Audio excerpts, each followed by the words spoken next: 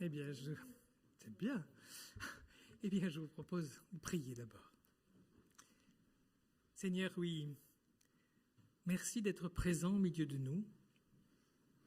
Merci de nous avoir donné cette possibilité de te louer, de t'adorer, de te chanter.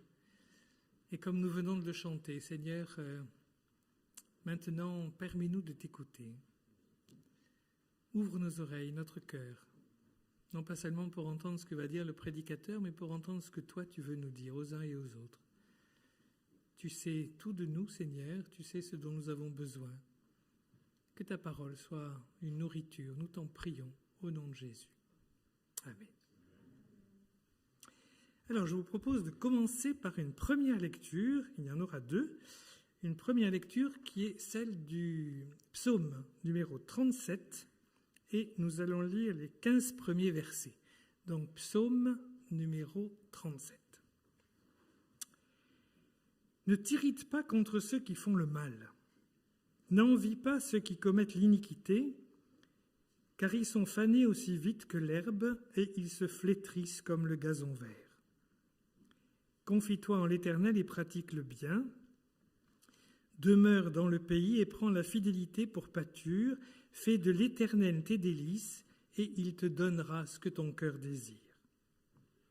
Remets ton sort à l'Éternel. Confie-toi en lui et c'est lui qui agira. Il fera paraître ta justice comme la lumière et ton droit, comme le soleil à son midi. Garde le silence devant l'Éternel et attends-toi à lui. Ne t'irrite pas contre celui qui réussit dans ses voies, contre l'homme qui accomplit de mauvais desseins. Laisse la colère, abandonne la fureur, ne t'irrite pas, ce serait mal faire. Car ceux qui font le mal seront retranchés, et ceux qui espèrent en l'Éternel posséderont le pays. Encore un peu de temps, plus de méchants. Tu examines le lieu où il était, plus personne. Les humbles posséderont le pays et feront leur délice d'une paix complète. Le méchant forme de mauvais desseins contre le juste et il grince des dents contre lui. Le Seigneur se rit de lui, car il voit que son jour arrive. Les méchants tirent l'épée, ils bandent leur arc pour faire tomber le malheureux et le pauvre, pour égorger ceux dont la voie est droite. Leur épée entrera dans leur propre cœur et leur arc se briseront. Voilà, nous arrêterons ici notre première lecture. Alors, je ne vous apprendrai rien en vous disant que la semaine passée, qui vient de se passer, a vu un pays envahir un autre pays. La Grande Russie a envahi l'Ukraine. Et cette Russie a pour nous un visage unique aujourd'hui, celui de son chef, Vladimir Poutine. Très publiquement, il a menacé, insulté, menti, je dirais un peu comme un arracheur de dents. Nous nous sommes tous retrouvés devant une situation que nous n'imaginions pas pouvoir exister de nouveau en Europe. Et nous croyons que l'ère des guerres de cette sorte, des dictateurs sans scrupules, était terminée au moins aussi près de nous.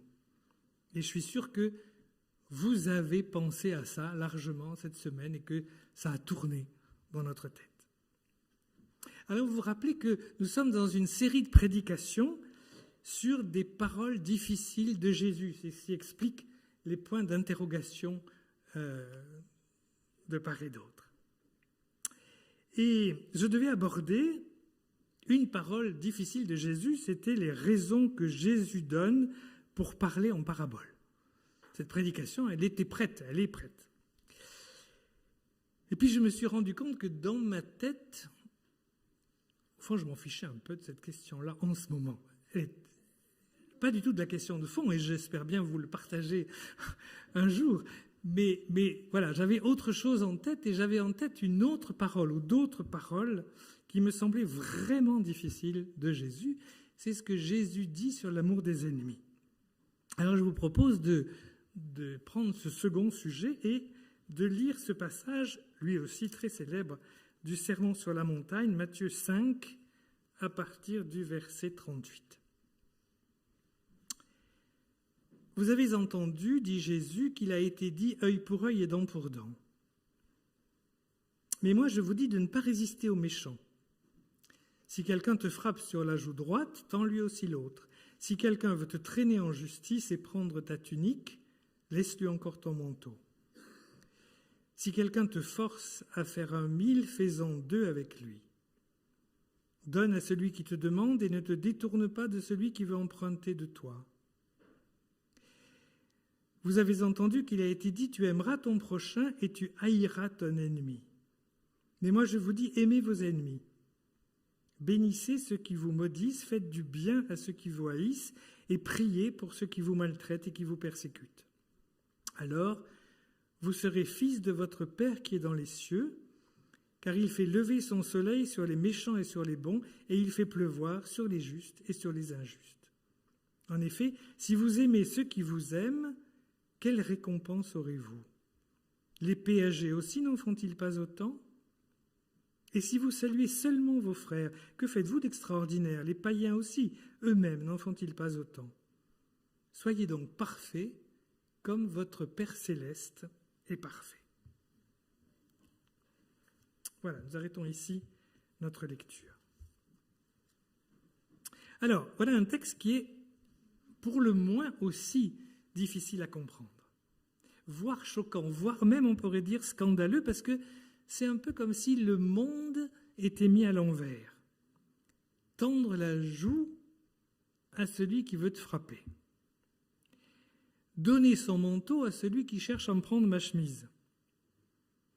Aimer ses ennemis.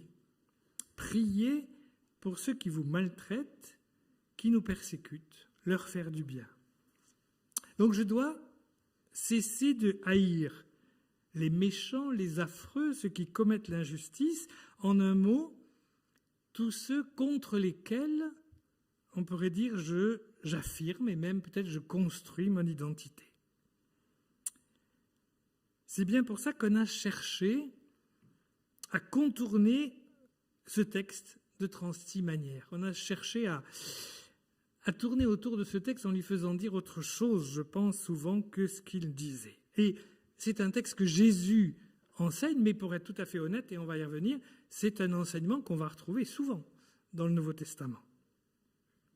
Alors certains affirment que cet enseignement, de toute manière, rassurez-vous, il est impossible à mettre en pratique, il n'est pas fait pour qu'on le mette en pratique, il est simplement là pour nous faire prendre conscience de notre péché et du besoin que nous avons de la grâce de Dieu.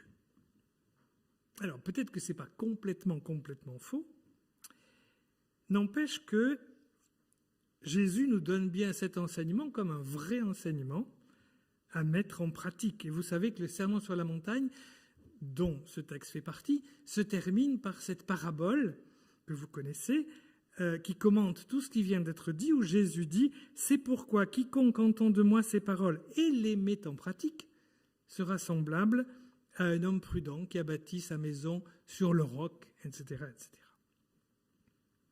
Alors d'autres vont dire « Oui, l'amour de l'ennemi, c'est très très bien, mais rassurez-vous, ce n'est pas pour maintenant, c'est pour le royaume de Dieu. En attendant, il nous faut une morale plus apte, plus adaptée à notre situation. » Le problème, c'est que le monde dont Jésus nous parle, c'est bien le nôtre. C'est un monde où on gifle, où on a de la haine, où l'un force l'autre, où on vole, où on insulte. On reconnaît très bien le monde d'aujourd'hui, et le monde de toujours d'ailleurs, où nous sommes appelés à vivre, à essayer de mettre en pratique les enseignements de Jésus. Et puis, j'ajouterai un point, c'est que j'espère bien et je pense que lorsque le royaume de Dieu sera définitivement sur cette terre, au fond, on n'aura plus besoin de tout ça. Alors on est tenté aussi de s'échapper, vous savez, en posant une question, mais qui sont vraiment nos ennemis? Un peu comme ce pharisien qui, dans l'Évangile, demande à Jésus, mais qui est mon prochain? Et c'est vrai qu'en temps normal, je pense, beaucoup d'entre nous pourraient dire, au fond, moi, je n'ai pas vraiment d'ennemi. L'ennemi, c'est celui qui nous fait du tort sous une forme ou sous une autre. Et comme il suffit de vivre pour s'opposer ou pour affronter une opposition, le conflit, il n'est pas si étrange que ça dans l'existence. Et nous nous retrouvons assez rapidement avec telle ou telle personne, proche ou lointaine, qui devient peut-être temporairement, simplement, notre ennemi. D'ailleurs, est-ce que vous êtes vraiment bien sûr qu'il n'existe pas de personne que vous avez du mal à supporter? Si c'est le cas, vous avez beaucoup de chance. Ou alors vous avez très peu de relations. Ou alors peut-être pas tout à fait assez de lucidité. Alors, c'est une question qu'on pourrait traiter de manière diverse. Et puis, il y a une manière qui serait très intéressante à traiter. Peut-être qu'un jour, on pourra faire ça autrement, mais pas dans un culte, je crois. C'est de réfléchir à la question de la violence légitime ou de la non-violence radicale, de la guerre juste, etc. Rassurez-vous, je ne vais pas lancer là-dedans, parce que je pense qu'on y serait pendant un petit moment. Et puis, et depuis toujours, dans l'Église, je dirais, il y a eu des positions différentes. Si ça vous intéresse, j'en profite pour faire de la pub. Il y a un petit livre que je ne saurais trop vous recommander qui vient de sortir, qui est le résultat du travail du comité mixte catholique-baptiste, des églises baptistes et catholiques en France. C'est quels principes éthiques? Et un des deux sujets qui servent d'exemple, c'est justement la question de la paix et de la guerre. Donc, je le mettrai par là et je vous conseille, si vous vous intéressez à la question, de lire ce livre. Mais moi, ce que je voudrais aborder dans cette prédication, c'est plutôt ce en quoi cette question nous concerne, nous, directement dans notre vie quotidienne. De quelle manière est-ce que nous pouvons recevoir cette parole d'amour de l'ennemi? Jésus nous invite donc à entrer dans une sorte de dynamique nouvelle, extraordinaire, on pourrait dire, pas du tout habituelle, de l'amour de l'ennemi. Sur quoi fonde-t-il cet enseignement? Sur Dieu lui-même. Non pas sur la volonté de Dieu à notre égard, on pourrait dire, parce que Dieu nous demande d'eux, ça suffirait déjà largement, mais non. Il fonde cet enseignement sur l'être même de Dieu, la nature de Dieu. Alors, rappelez-vous le texte que nous avons lu, « Vous serez fils de votre Père qui est dans les cieux, car il fait lever son soleil sur les méchants et sur les bons, et il fait pleuvoir sur les justes et sur les injustes. » Et un peu plus loin, il termine en disant, tout ce passage, il termine en disant « Soyez donc parfaits, comme votre Père céleste est parfait. » Et si vous prenez le texte parallèle dans l'évangile de Luc, il dit ceci, « Soyez donc miséricordieux, comme votre Père céleste est miséricordieux », comme si perfection et amour total, miséricorde, étaient synonymes. C'est donc dans l'être même de Dieu qui est amour, l'être même de Dieu qui aime tous les êtres humains, qui veut que tous les hommes soient sauvés, que s'enracine cet amour de l'ennemi. L'amour de Dieu lui-même est universel et sans limite. Quand je dis sans limite, je veux dire qu'il n'aime pas un certain nombre de personnes et pas les autres. Il aime tous les êtres humains. Paul écrit d'ailleurs ceci, « En ceci, Dieu prouve son amour envers nous. Lorsque nous étions encore pécheurs, Christ est mort pour nous. » Et il continue en soulignant, tout ça c'est dans Romains au chapitre 5, que nous avons été réconciliés par la mort de Jésus alors que nous étions encore les ennemis justement de Dieu. Et lorsque nous parlons de la grâce de Dieu, au fond nous parlons justement de la manière dont Dieu aime ses ennemis. Ce qui nous est demandé, comme le dit l'apôtre, c'est d'être donc les imitateurs de Dieu, ou comme le dit Jésus, d'être parfait, d'être miséricordieux comme Dieu l'est lui-même. De même, cet amour sans limite, donc cet amour de l'ennemi, a été vécu par Jésus lui-même. Je prends plusieurs exemples, on pourrait en trouver plein d'autres, pour être honnête. À ceux qui l'insultaient, qui lui disaient « tu as un démon », Jésus répond très paisiblement et dit « je n'ai fait qu'une seule heure et vous en êtes tout étonnés ». On peut dire que c'est calme comme réaction. Jean 7. Aux gardes qui le giflent, Jésus répond « Si j'ai mal parlé, montre-moi ce qu'il y a de mal. Si j'ai bien parlé, pourquoi me frappes-tu » Jean 18.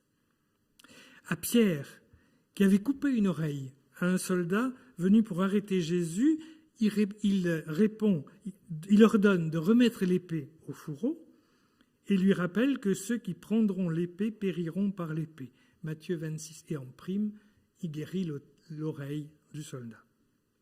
Et sur la croix, torturé, mis à mort, ses dernières paroles sont une prière au Père pour ses persécuteurs. « Père, pardonne-leur, car ils ne savent pas ce qu'ils font. » Luc 23. Alors peut-être que nous pensons, c'est vrai de Dieu, sûrement, c'est vrai de Jésus, sûrement, mais moi je ne suis pas le Christ, donc il ne faut pas demander l'impossible. Et pourtant le Nouveau Testament lui-même va plus loin et nous demande ce genre de choses. Étienne, un disciple, lapidé, intercède lui aussi pour ses assassins. Seigneur, ne les charge pas de ce péché. C'est au chapitre 7 du livre des Actes. L'apôtre Pierre, dans son épître, nous exhorte à suivre Jésus dans ce domaine. Il écrit ceci: « Si tout en faisant le bien vous supportez la souffrance, c'est une grâce devant Dieu. C'est à cela que vous avez été appelés, parce que Christ lui aussi a souffert pour vous et vous a laissé un exemple afin que vous suiviez ses traces, lui qui, insulté, ne rendait pas l'insulte, souffrant, ne faisait pas de menaces, etc. » C'est dans sa première lettre au chapitre 2. Et Paul dit exactement la même chose dans un long passage, mais j'en prendrai qu'un extrait, du chapitre 12 de l'Épître aux Romains, qui ne parle en gros que de ça. « Ne rendez à personne le mal pour le mal. Recherchez ce qui est bien devant tous les hommes. Si ton ennemi a faim, donne-lui à manger. S'il a soif, donne-lui à boire. Ne sois pas vaincu par le mal, mais sois vainqueur du mal par le bien. » Voilà, nous sommes tous invités à devenir des imitateurs de Dieu, c'est-à-dire des fils et des filles du Père, de notre Père. Et j'ai l'impression que si nous réfléchissons sérieusement, nous avons bien conscience, peut-être surtout en ce moment, mais pas seulement en ce moment, que ça n'est pas quelque chose de simple. Ça paraît quelque chose de simple d'aimer ses ennemis quand on n'a pas d'ennemis, quand on n'est pas en conflit, quand on n'a pas de problème. Mais dès qu'on l'est un peu, c'est nettement plus difficile à mettre en pratique. Mais en même temps, nous devons accepter que c'est un chemin dans lequel nous pouvons, dans lequel nous devons nous engager. Alors, le bon côté de la chose, c'est que les occasions d'exercice ne manqueront jamais.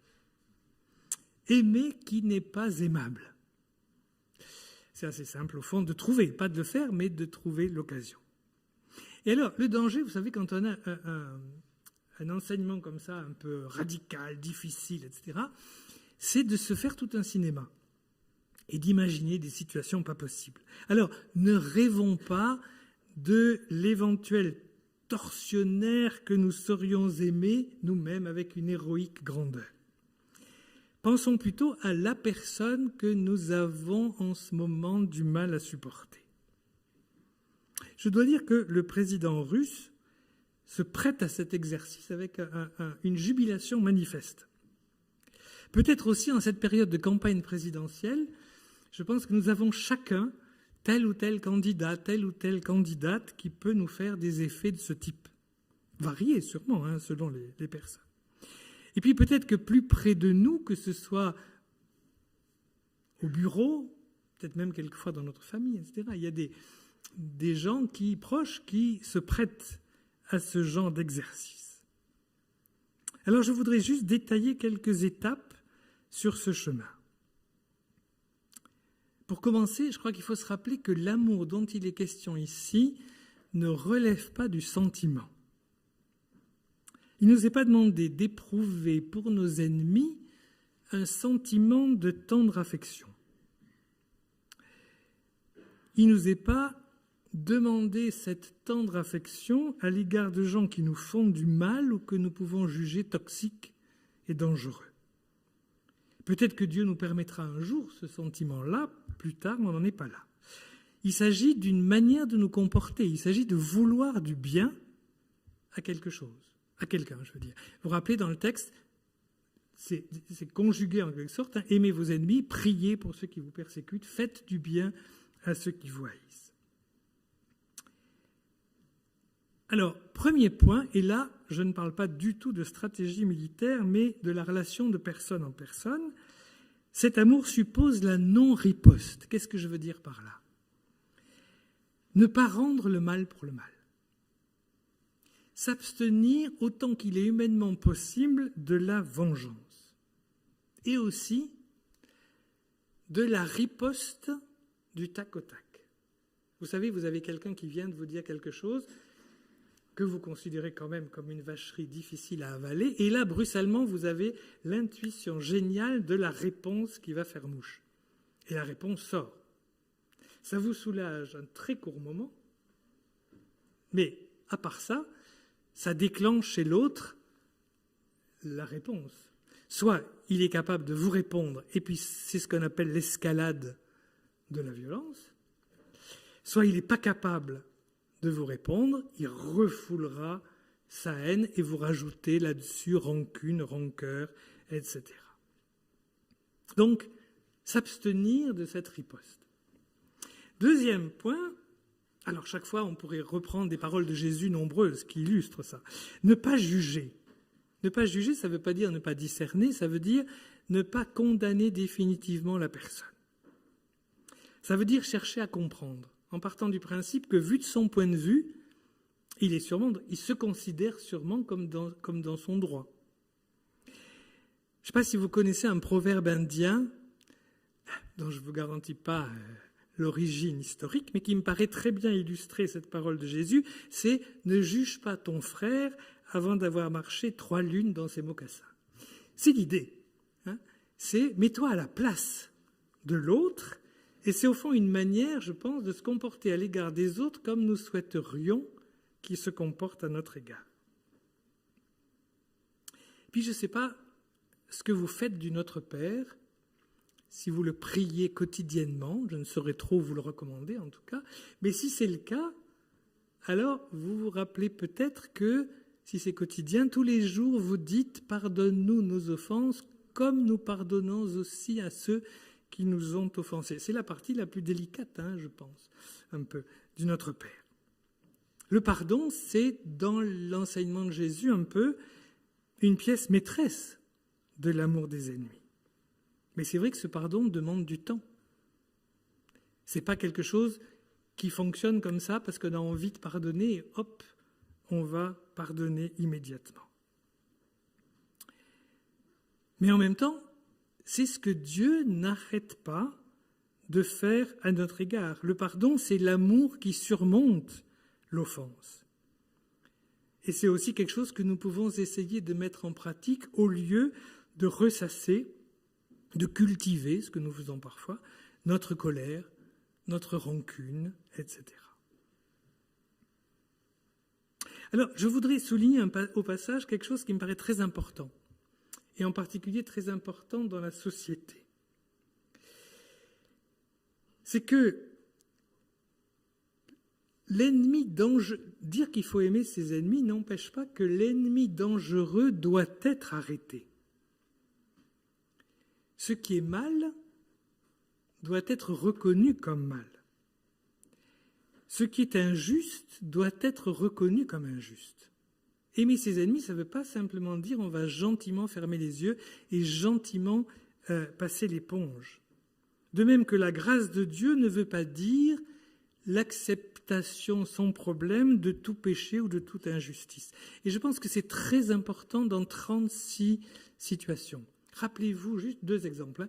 Rappelez-vous lorsque l'Afrique du Sud a changé, a connu la paix, etc., et où l'apartheid a été supprimé, il a fallu des cercles de paix, il a fallu des lieux de dialogue, des cercles de dialogue pour que les choses soient reconnues. Le but, c'était de pouvoir pardonner, le but, c'était de pouvoir aller plus loin, mais il fallait que l'oppression soit reconnue comme oppression, que le mal soit reconnu comme mal, etc., etc. Ce n'était pas juste, on ferme les yeux et on passe l'éponge. Et rappelez-vous aujourd'hui, quand on parle d'abus, abus sexuels, abus spirituels, abus de toutes sortes, il ne s'agit pas de dire il faut aimer son abuseur, il faut aimer l'oppresseur et hop, on passe l'éponge et on n'en parle pas. Il faut que l'abus soit reconnu comme un abus.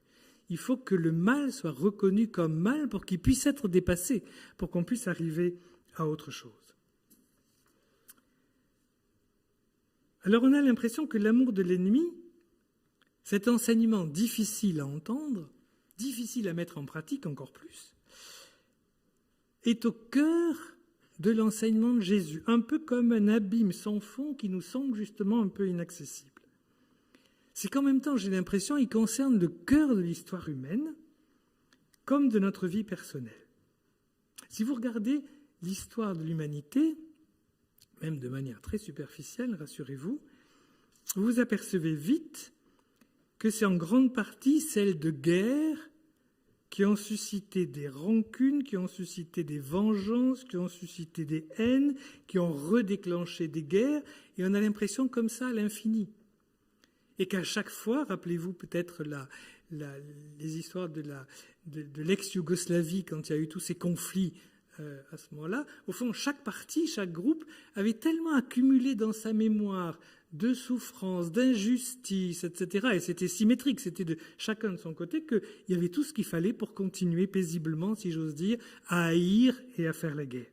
Ça, c'est un peu une histoire éternelle, c'est un peu l'histoire de l'humanité. Et c'est quelquefois vrai dans la vie des familles comme dans la mémoire des peuples. C'est pour cette raison que Jésus insiste tant sur cette question pour éradiquer autant qu'il est possible les conséquences du péché dans le cœur des hommes.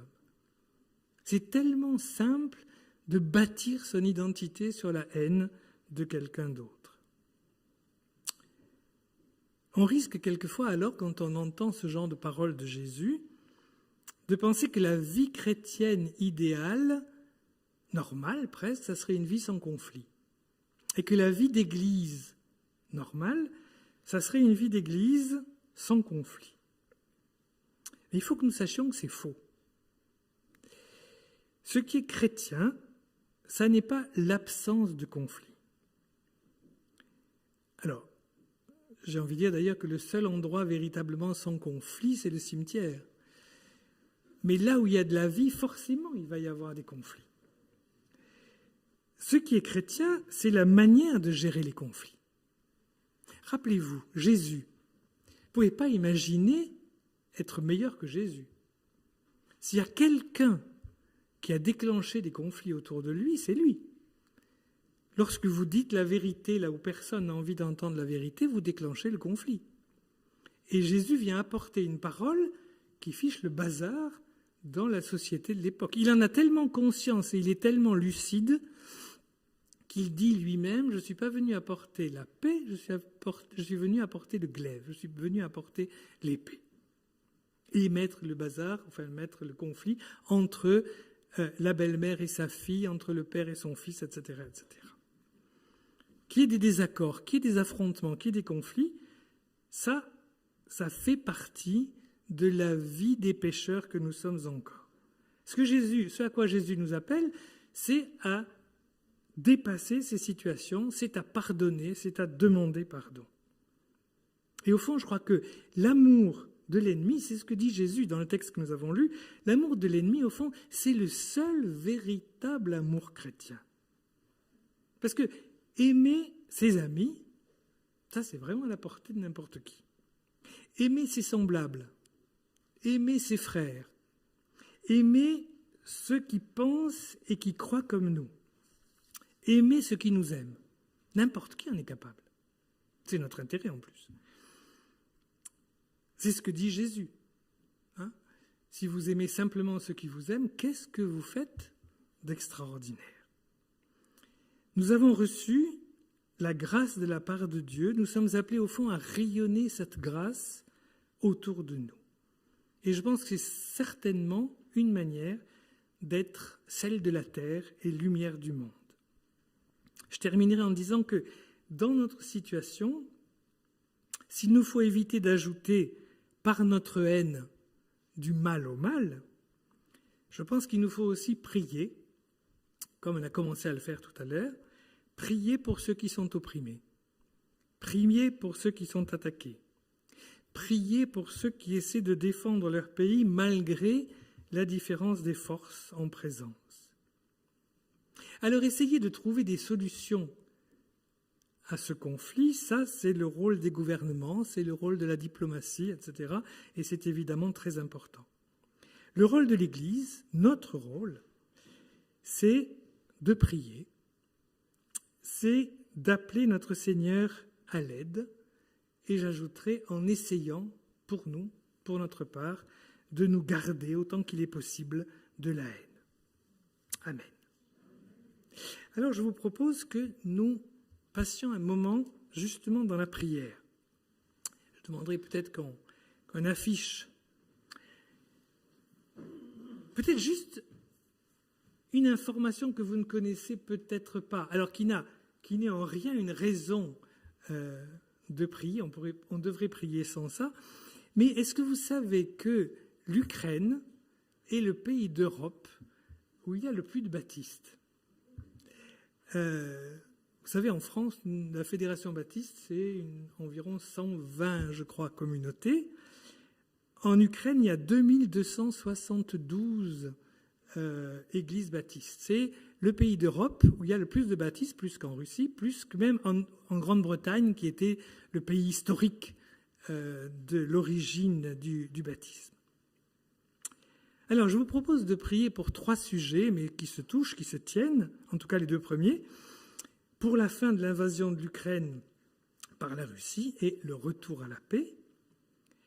Prier pour les chrétiens ukrainiens, et là je ne parle pas seulement des baptistes, il y a aussi beaucoup d'autres évangéliques, il y a des orthodoxes, il y a des catholiques, mais prier pour les chrétiens ukrainiens et pour leur témoignage dans la situation actuelle. Et puis j'ai envie de dire, prier pour la campagne électorale des élections présidentielles en France. Déjà, elle n'était pas forcément dans une forme éblouissante, et je dirais avec tout ce qui se passe, c'est encore plus compliqué. Or, il s'agit de choses importantes, je pense, pour notre pays. Prier pour que Dieu donne sagesse et discernement, non seulement aux candidats, mais aussi à nous et aux électeurs. Voilà, je vais vous inviter à prier et je vais vous demander une chose. Ne faites pas de belles prières. Juste essayons de faire des prières courtes, pas des prières, vous ferez ça chez vous avec le Seigneur, il sera ravi sûrement et vous aussi. Simplement une phrase, 2 phrases pour demander quelque chose au Seigneur. Et puis que nous soyons nombreux à prier pour un de ces 3 sujets, et puis je terminerai. Seigneur, oui, nous t'apportons cette situation de conflit comme nous l'avons déjà fait tout à l'heure, que ton regard soit là, que ton amour soit avec eux, que ta grâce agisse, Seigneur, et donne discernement et efficacité à tous ceux qui veulent trouver des solutions pour la paix. Amen.